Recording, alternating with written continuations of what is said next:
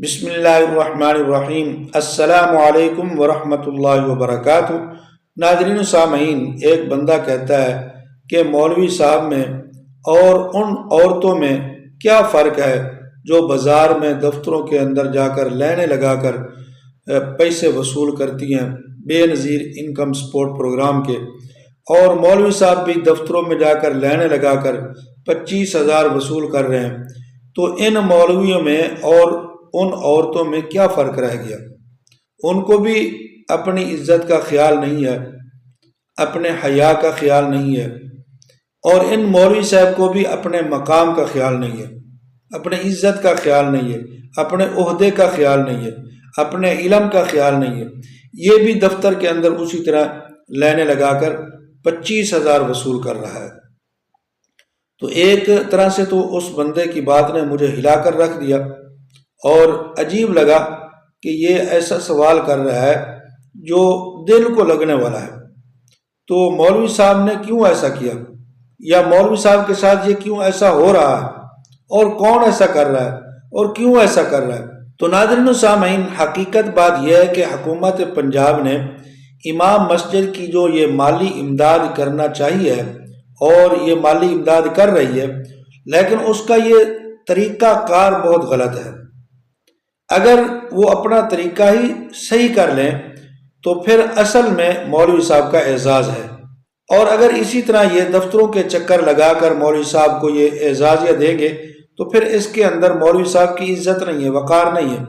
مولوی صاحب کو چاہیے، امام صاحب کو چاہیے کہ وہ یہ اعزازیہ نہ لے تو بہتر ہے۔ اور وہ طریقہ کیا ہے جس طریقے سے حکومت پنجاب اگر مولوی صاحب کو، امام صاحب کو اعزازیہ دے تو وہ بہتر ہوگا؟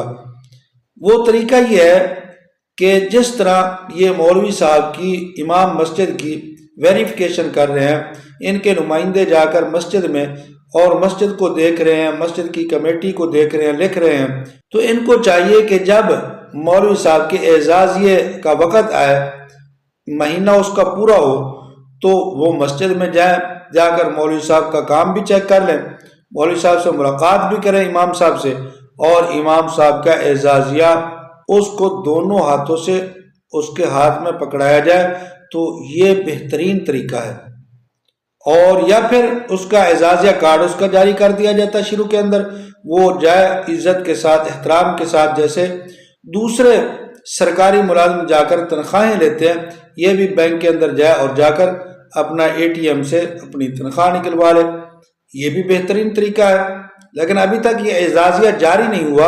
اعلان تو ہوا ہے کہ اعزازیہ کارڈ جاری ہوگا، لیکن اعزازیہ کارڈ ابھی تک مل نہیں رہا۔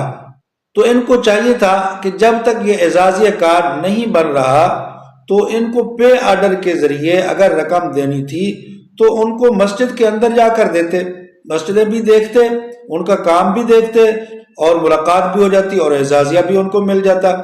لیکن یہ جو طریقہ انہوں نے اپنایا ہے، دفتروں کے اندر جا کر چکر لگانا، اور ایک جناب افسر صاحب بیٹھے ہوئے ہیں اور 10 15 20 مولوی صاحب جو ہے امام مسجد لائن لگا کر اس کے سامنے کھڑے ہیں۔